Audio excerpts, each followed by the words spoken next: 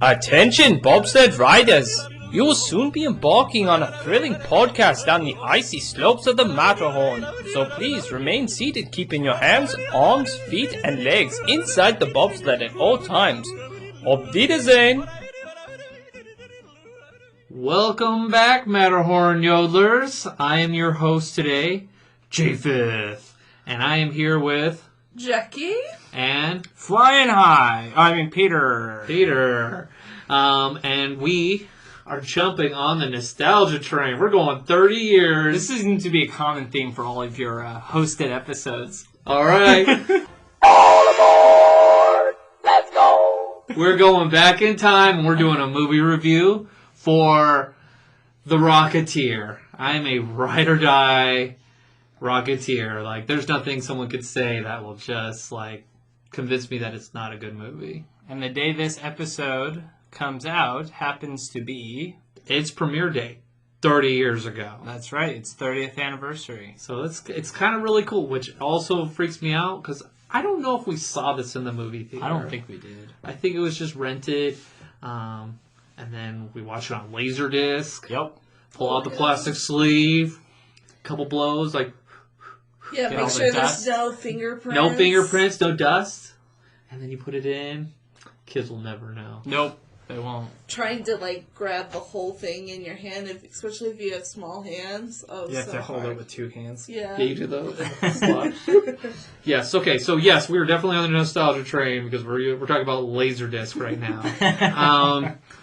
So we, The Rocketeer premiered in 1991, and the synopsis of the movie is Cliff Secord, portrayed by Bill Campbell, is a cocky stunt pilot in love with a beautiful actress, Jenny Blake, played by Jennifer Connelly.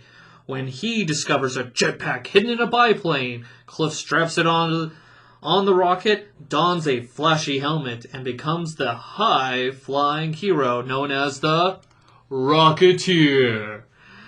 But when the Nazis want to use the rocket as a weapon, Cliff must use his alter ego to both protect Jenny from an evil actor played by Timothy Dalton, also known for his role in James Bond, or Mr. Prickly Pants' voice in Toy Story, and save the day in this period adventure based on the comic books by Dave Stevens. So this movie takes place in 1938, so it's before World War II. But it's the, like, glitz and the glam of Hollywood. And some say, like, 1939 was, the, peak golden age of Hollywood.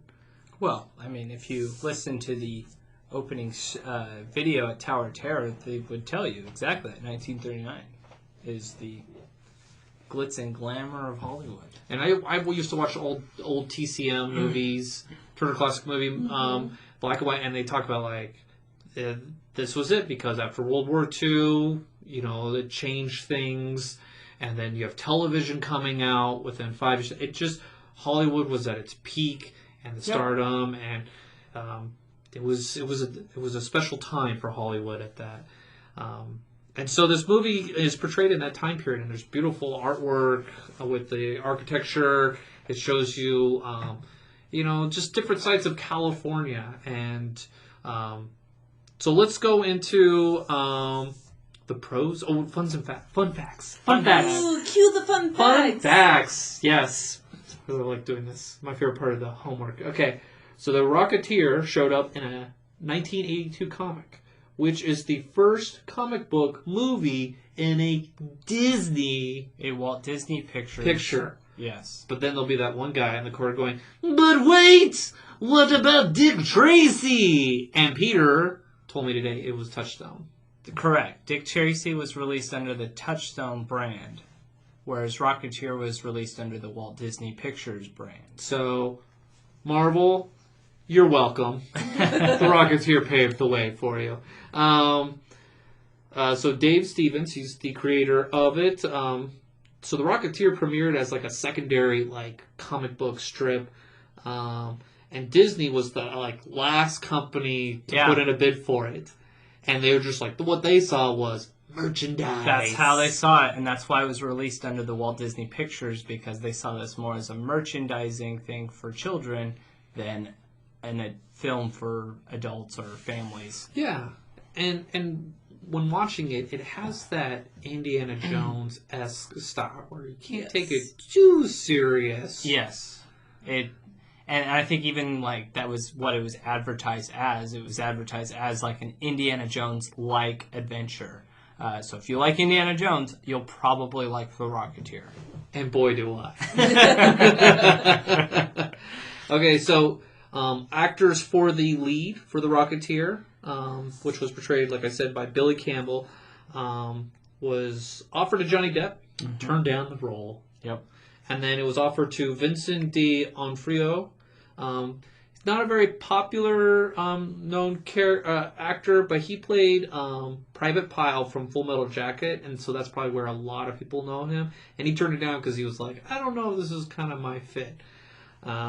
But Billy Campbell was offered the job. He was working at a Renaissance fair when his agent presented it. And so he looked at the comic book and he goes, this looks just like me. And so he cut his hair and shaved his beard. That was a big contributing factor as to why he was picked. It's because he literally looked the part. He had no major roles before that. So. Even afterward, he didn't do much. He was more television, did a couple episodes here and there. He's got a new show now that it's actually been pretty big. I forgot what it's called though. And so the composer, James Horner, which I believe he made the movie. Absolutely. Oh, yeah. I mean, you think of Rocketeer or you just think of the music. And you'll hear, recommend listen to the music. I'll probably be playing it in the background. I'm going to be honest. In the editing, the music might be playing in the background.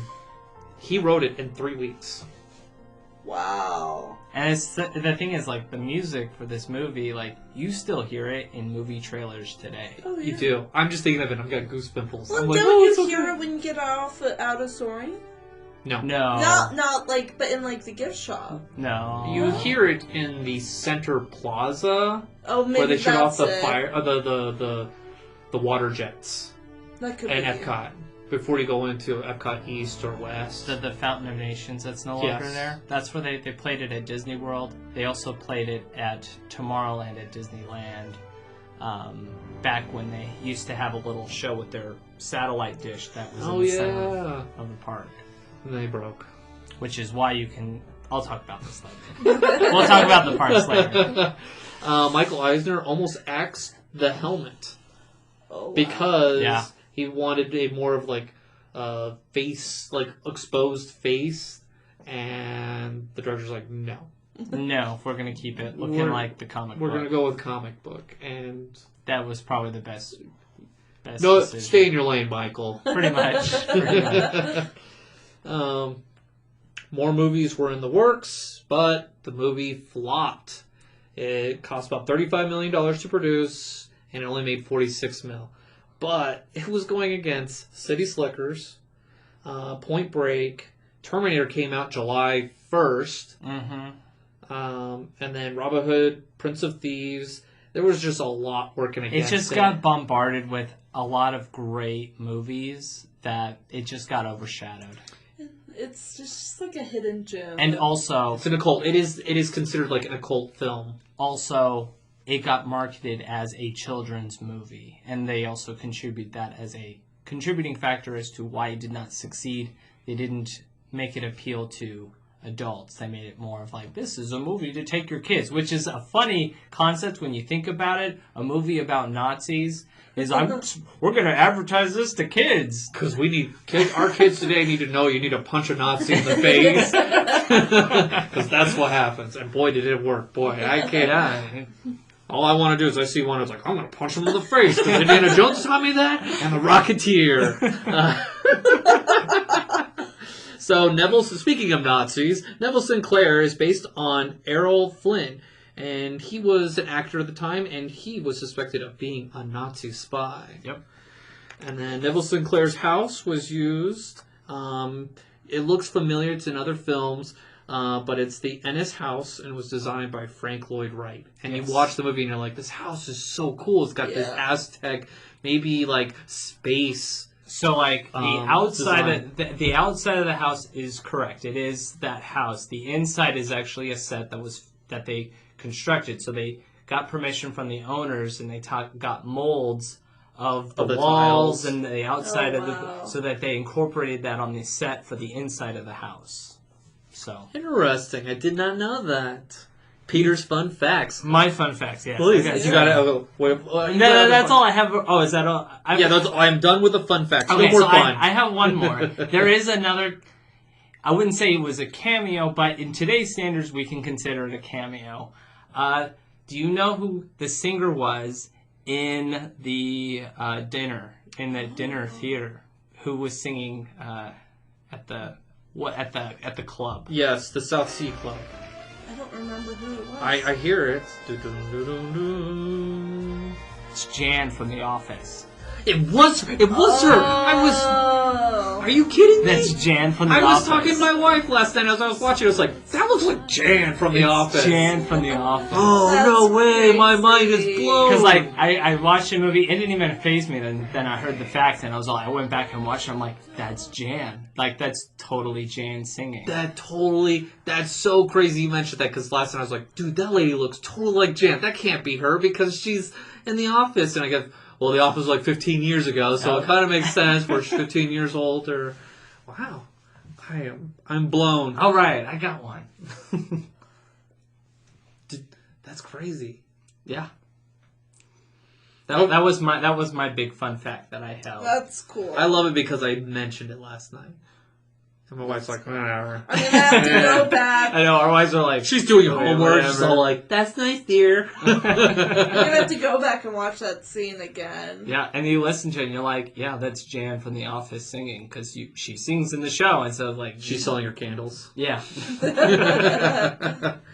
All right, so let's go into let's talk about the cons first of the movie. What were some of the things that stuck out to you? Like, it seems like we all enjoyed the movie for the most part, right? For me, Am I projecting it on everyone that watched the movie? Oh, you don't like this movie? We all agree that it's a 5 Mickey bar movie, right? I kind of want to get another person's perspective. 'Cause in my mind, I just love it. And so I want, like, what things hurt it and why did it not succeed? And some of your thoughts. Besides the fact that it went against other movies, and it probably would have done better if it was played in, like, January or February. Yeah. I wasn't necessarily a big fan of Jenny. Jenny? yeah, I was about to say that too. I wasn't a big fan of her as well. She seemed too Nice.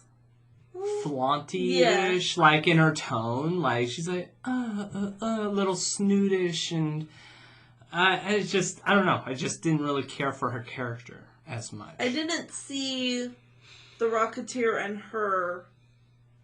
So the chemistry was the off? chemistry was off. I felt like I didn't feel like I felt like he was only with her because she was a pretty actress. You know, He is a self-involved character. Like, he's He all is. about flying. That's all he is. You know, my wife was watching, she's like, oh, I bet she thinks she's really cute. She's your type. And I'm all like, actually, I like him because he's got the hair I've always wanted. And my wife's like, you're so weird. I'm all like, it's either the guy's hair or it's the beautiful girl. It's just what it does for me in a movie.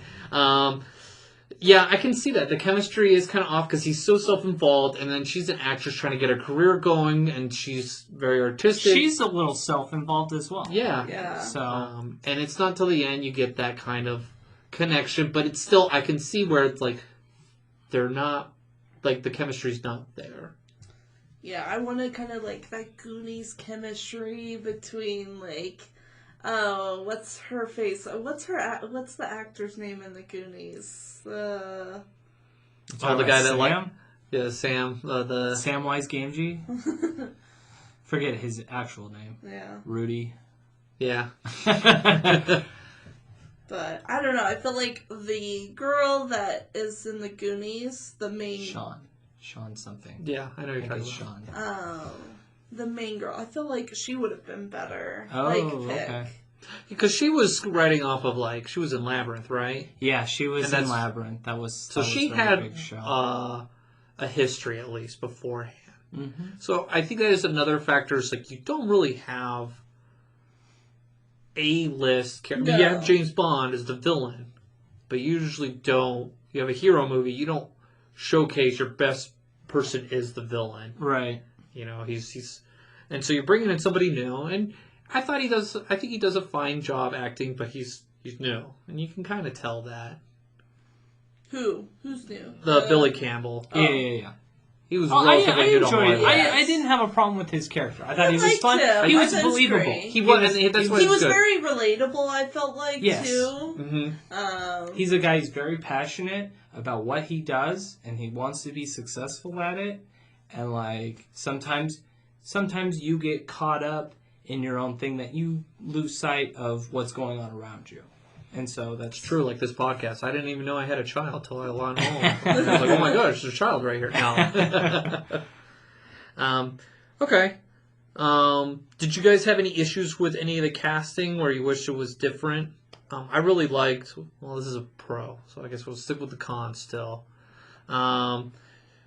Is there anything, did you find anything wrong with the twist with the bad guy working for the Nazis? I loved that part. I liked the bad guy.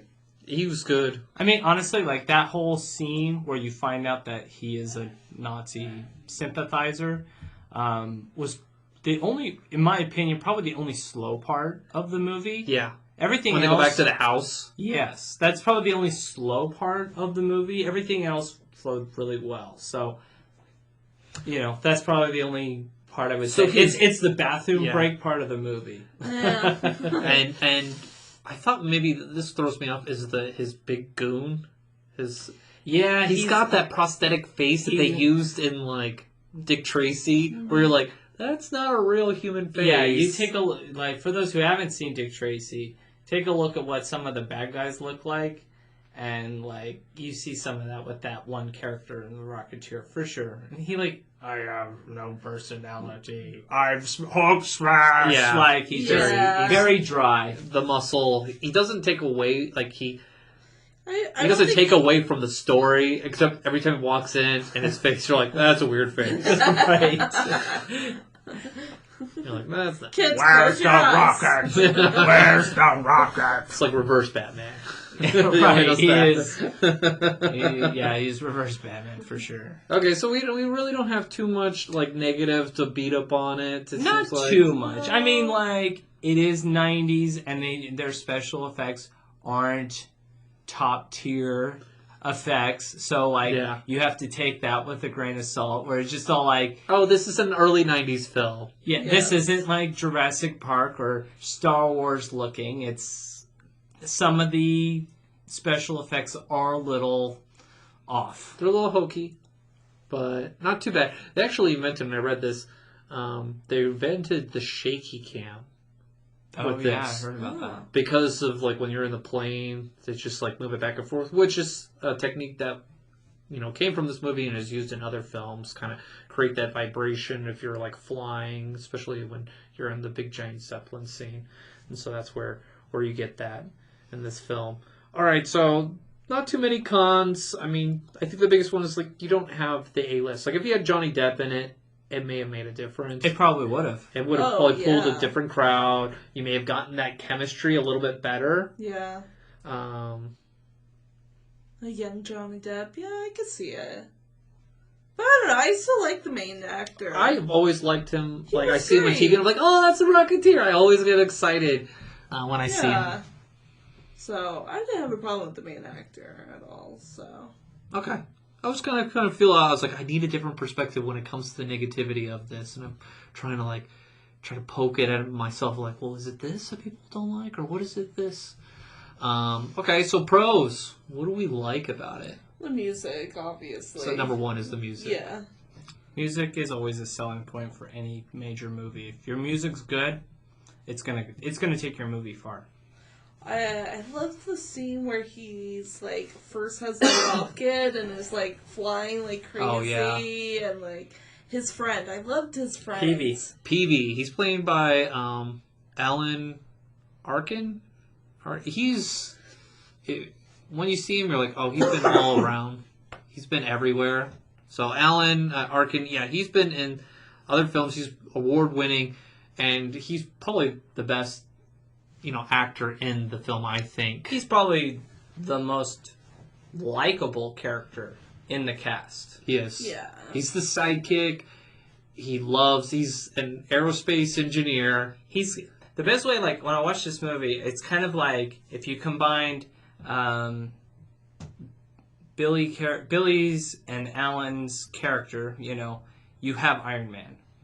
You've got Yeah. you got Peavy, who's like the technical mind. He's the mechanic. He's the one that builds things, and then you've got the Rocketeer, who's The Rocketeer. confidence. And Overconfidence, Yes. and So if you combine those two characters, you have Tony Stark. and they're a good combo together. Like, They worked really well together. It was they great. respect each other, and you always wonder what's the backstory? Like, how did they become friends? Mm-hmm. And that's Or maybe they hated each other. nah, they're friends. Whether they're just it had this uncle, Yes. nephew kind of friendship. So I love the dynamic that was built there, and I always thought that was fairly genuine and how it was acted. He's one of my favorite actors that was in this film. Timothy Dalton as the Neville Sinclair. I mean, Was he a good villain? absolutely. Yeah. He was great. Anything Timothy Dalton in, it makes an impact. Yeah. It's always like, oh, it's Timothy Dalton. Like he's got one of those commanding voices, recognizable voices that you're just all like, I've got to listen to this guy. Mm-hmm. It's got this soothing but low. Yeah. Jeremy Irons was casted for the roles, or they wanted him to be in the role too. But I think Timothy Dalton would have done a better job. It was fun to watch him in those acting scenes where he's just like, you're an actor and you're trying to act from a certain time period. Where Right. It's like, you're kind of worse than your normal acting. And it's kind of fun to see It's an actors actor act. playing an actor who's acting a scene for another movie. Yeah. And I love the line where Jennifer Connelly is all like, you're a liar. She's just like, no, I'm acting. Right. Oh, yeah. And so when I always feel like, oh, actors are a bunch of liars, and it's like, people are like, no, they're not. It's a script. And it's just like, well, I'm just quoting my favorite movie. That's true though. So I really, he does a good job. And I remember watching the film and I never had the sense, there are Nazis in this film. No, totally oblivious. And it was a great twist when I found They out. talk about it a little bit, with the Zeppelin. Yeah, 'cause coming they have the in. newsreel and they talk about the Zeppelin that's coming to Hollywood land. Mm-hmm. So, what are some of the pros that you saw, Jackie, in it? What was a good scene that you were like, you got excited or you enjoyed? Like I mentioned before, the intro scene where he first puts on the jetpack and showing all the people and When he's rescuing his friend. The rescue Yes, scene. Yes, the rescue the scene where he rescuing the becomes the clown. Rocketeer. Oh, that was such a funny scene when the clown is flying the plane because he was late, and that was such a fun scene. And just imagine if you're in the crowd and you see someone with a jetpack or No, imagine if you're the pilot and the This guy pops guy up. comes up while you're flying a plane underneath your feet, and you're like, "What's going on?" You're like, And he looks like an alien. yeah.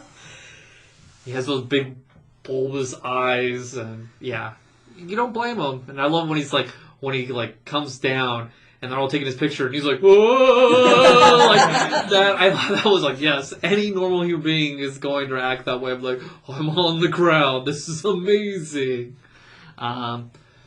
Yeah, I love the scene where the news people are like, what do we name him? And Oh yes. they're like, Rocket Boy. No, that's dumb. Rocket Man. No, that's even worse. Yeah. Rocketeer, yeah, and He's looking at a picture and he's like, Tear, yeah, Rocketeer. so I think it was how they introduce him. They just don't throw him into it. It's like, I'm the Rocketeer. Like, he doesn't claim it. It's given to him, Yeah. which is really cool. And I kind of I was just thinking about this, 1938. and it's a Marvel comic, is he considered technically? It's now a Marvel comic, but not back then. Could he now, under the Disney umbrella, be considered the first member of the Avengers? Move over, Captain America. Right. Yeah. Possibly. Pre World War II, so you could definitely Could make an argument. classify that. Sure, you can make an Could argument. it be an Avenger, maybe? Sure. Well, we can throw the Rocketeer. I'm just in there. trying to get him more screen time. You just want a meet and greet at Disney Oh parks. man! That would be cool. I wouldn't mind a meet and greet with the Rocketeer. All you see are 30 or 40-year-olds above. Who is this guy? He's the Rocketeer. The kid's like, I don't know who this guy is. Actually, he is in the new. He does have a cartoon. There is the Rocketeer cartoon series that's out right now, where I think he has made appearances. He's voices in, yeah. I always get excited when you go to like the D23 convention. You'll always see somebody dressed up as the Rocketeer. Oh, yeah. Oh, yeah. And it's just like, that's so cool. And I can't help but always go to like eBay and going, how much is a helmet? How much is a rocket? Right. Or get the jacket. Yeah, I can totally see you wearing the I jacket. just like, that's my dream, like cosplay, is to be the Rocketeer. That's a good one. That's a good cosplay. It'd be a little weird because I put the helmet and you see like this giant beard flip out of there. Right. But if I'm flying, it's going to go this way because you're not even going to see it. True. For our listeners, Shafith has a huge beard. It's long. It's so I can go first in the mining game, the Snow White mine game. Yeah. That's the only reason why I've got it. So when we play that one game, it's the rule where the person with the longest beard goes first. And so it's definitive. I go first in that game. There you go. So Back on topic. Back on topic, yeah. Does anybody else have any problems when the Rocketeer flies and then his pants don't catch on fire? Yeah, I never understood that. I was like, what about his pants? Like, that's a little... And I was like, does his bum get, like, really hot? Like... Yeah, I always thought that. I was like, where's the robot chicken on that one? That was great, Petey. And then he's like, he turns His around. pants His pants are gone. We gotta do something about that. Right. I'm feeling cotton pants from the 30s didn't have that kind of fire resistance Probably necessary. So you see, when they show the footage of the Germans trying out their rocket, this guy's fully like in this, like fire retardant suit, and like Rocketeer's like, nope, I'm gonna put it on. I got a leather jacket, and I'm just like, got some boots. Let's do this. You gotta learn sometimes to take a step back from the movies and be like, sure. And that's where I go, like, this has got that Indiana Jones kind of feel, where yeah. People always complain about Indiana Jones where, like, the Crystal Soul's like, it's unrealistic, but, like, really, the melting guy, or the guy with the flame in Right. the heart, that's realistic? That's okay. We've got some, You're upset about the nuclear bomb in the fridge. Yeah. Yeah. So it's like, with the Rocketeer, it's one of those things, like, I overlook this because it's really a fun concept. And, Sure. one thing I liked Howard Hughes. He's played by Terry O'Quinn, who's best known in Lost. He's the person who's paralyzed. Yeah. And then he's able to walk again after the crash. And so I think he's wonderful, Howard Hughes. He did a great job. Like, he did a good job playing that role, and I loved how like him and Peavy were going back and forth, like, oh, I really liked, he was genius about putting the propeller in the helmet, and it's like, yeah, well, you gotta do that, like, basic aeronautics. I love that line. He's telling Howard Hughes, one of the fathers of aviation, right? Modern aviation with. So it's just one of those things to hear him talk about going back and forth. We got this small airfield, right? Pilot, mechanic, and he's just talking to the guy that's producing airplanes at a manufacturer level, industrial level. So it was kind of fun to see. It's like, yes, this is a very new field, to where when you're in it, you're one of the pioneers of it. And so when you go through Soarin', you get that sense of, like, California. You get that vibe in the California Adventure of Soarin', of that that time era of aeronautics. Yeah. And so, and it kind of, like, this movie although you don't see an homage to the Rocketeer and soaring. It kind of plays on that thing of California aviation and the contributions that come from it. Okay, so any other kind of pros? You talked about the first time he flew. I like the first time they tested it. When they put yeah. it on the dummy and it's like tethered, yes. and it's just like flying in a circle. He's like, I'm gonna go get it. He's like, that'll cut you in half. And everyone's going, yeah, that'll cut you in half. Kill you. And then it flies off and like, well, there it goes. And then it's actually behind him and it comes out. Like, I thought that was a funny scene and like, it was... The intro does a really good job when he's flying, and it just sets up the movie getting started. Right. You got the FBI chasing one of the thieves of the rocket from the Hughes plant, and I feel the movie is just fairly seamless. And I suppose like the house is probably the slowest part, but everything else flows really nicely. Once it's like you don't really get to the point of like, okay, what's happening now? Okay, what's the next scene? Like it's a very natural. and you really don't know what's going to happen. Most movies, you're like, okay, we're gonna go here, we're gonna do this, but for this part, you're along for the adventure, and it's still fun. I was watching it last night, and I was like, this just flows for me still. I don't get thrown off with it.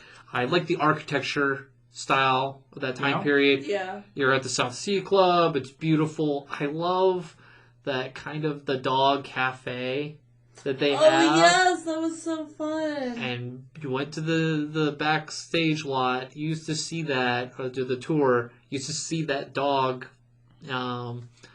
cafe yeah. back there. I don't know when they got it. It was like 2000. It was still there. It was there. I forgot when it disappeared, but it's around 2000. No official report was filed as to what happened to it, but many people who worked there at the time said it was falling into a state of disrepair due to the Florida weather. Oh, yeah. I mean, the humidity is brutal. Yeah. But what they had there in the park, that was the actual restaurant, and they actually filmed inside there. It wasn't like they just used that for exterior shots. They actually filmed inside the cafe for all those scenes inside the dog. Oh, wow. Because it's That's very cool. tight quarter. Yes. And they said that was part of the style back then, to get people in the roadside, that Route 66, and try to pull you in with that kind of style. Just loved where they filmed and showed everything in the film. I love this film. You'll hear me say, I love. The thing I really liked, and it was something that, like, if you're watching the movie, you don't really think it has any importance to the entire storyline, but man, is Beeman's gum tough.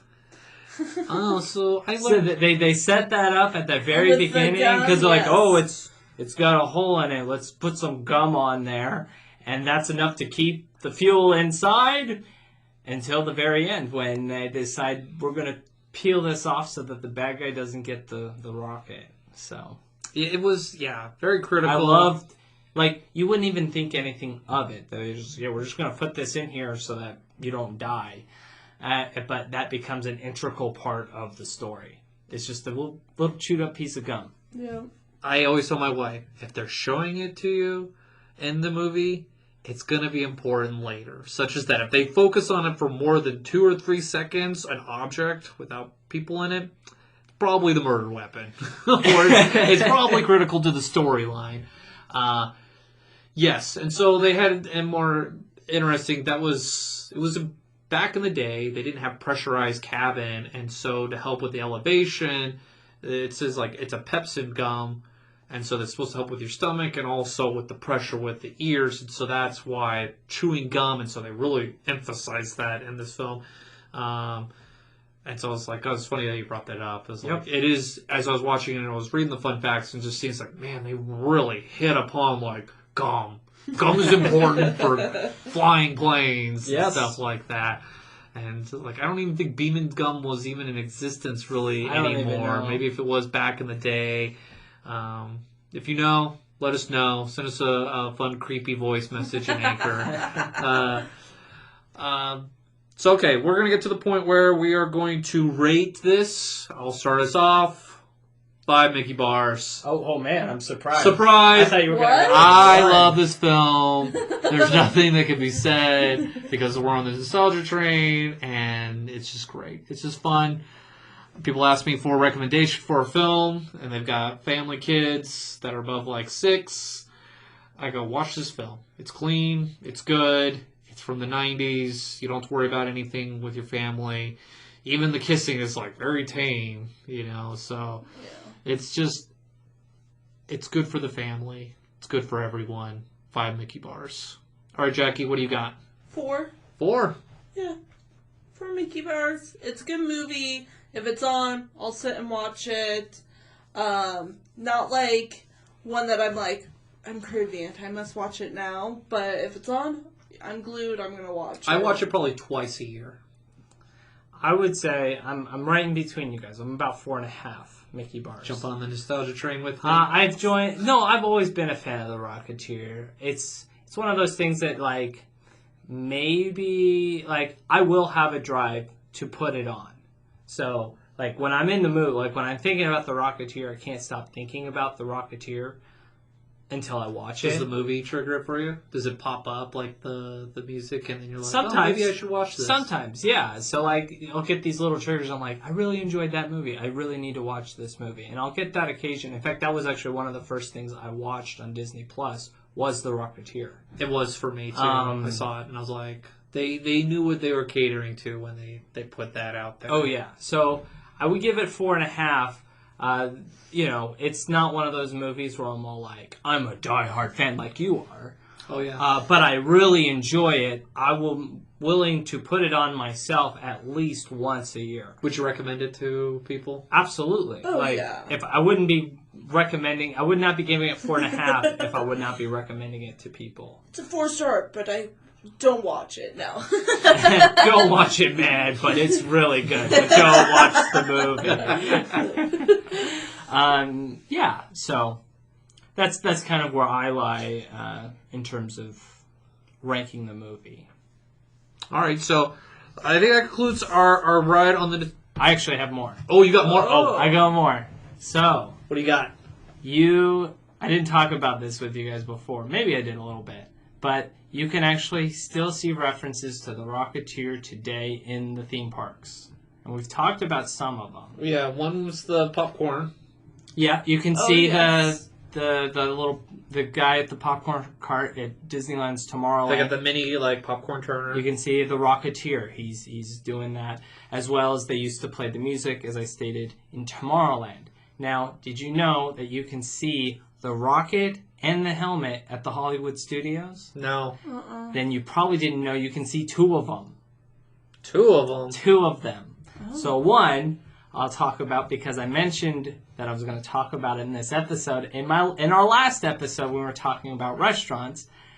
In the Sci-Fi Diner restaurant, not necessarily in the main dining area, but off to the side, you can see several props from the Rocketeer. You can see the actual rocket.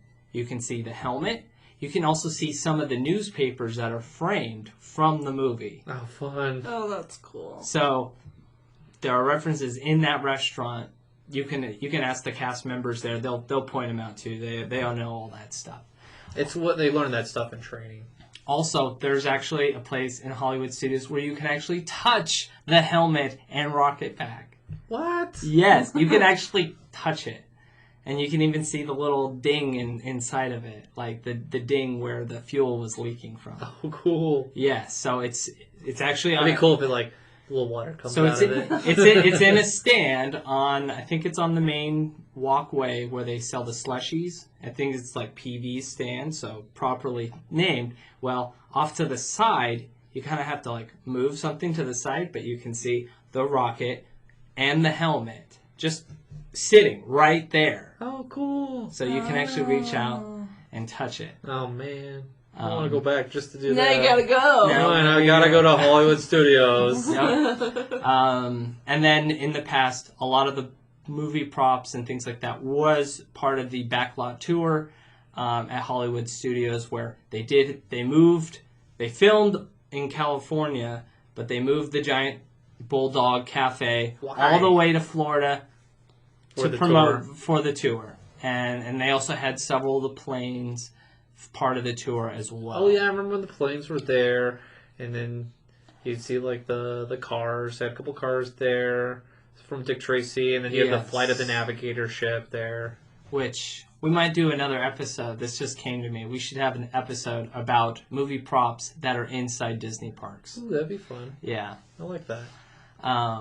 So those are several of the props that I'm aware of that you can still see inside Disney parks today. Remnants. I feel like I need to do a Rocketeer Hodge to, go and pay homage to the movie of so much influence on my life. That's right. So those are my little theme park Easter eggs for the Rocketeer. Thanks for sharing. Yeah, that was really cool. Glad you cut me off right there. Don't do it again. I've got more. So we've given it pretty much. It's a 4+, 5. It's great. Mickey Bar movie. This will probably be the highest rating any movie we ever recommend on this, because there's always going to be somebody going, nah, it's a 3. It's a 2. We all know when we review the Lizzie McGuire movie, you'll all be fans of it. Sure. I'm kidding. Please, I hope so. So please share with us if you've seen the movie, share us your thoughts, what you think is good, what's bad, and your own rating. Whether you do it on our social medias, we have Instagram, Facebook. You can email us, and on Anchor, you can leave us a creepy voicemail too. Please leave us a creepy voicemail Or a nice one. or a nice one. A family-friendly one. Family-friendly, creepy. I'm trying to get messages from you guys that are creepy. I really like the Rocketeer. Exactly. That's what I'm looking for. That way I can use my ringtone. Change it every week. So please follow us on our social medias and leave some messages. That concludes our podcast. Auf Wiedersehen. Thank you for joining us on this week's episode of the Matterhorn Yodelers. Please remember, before your bobsled comes to a complete stop, to follow us on Facebook and Instagram. And remember... Remain seated, please. Permanecer sentados, por favor.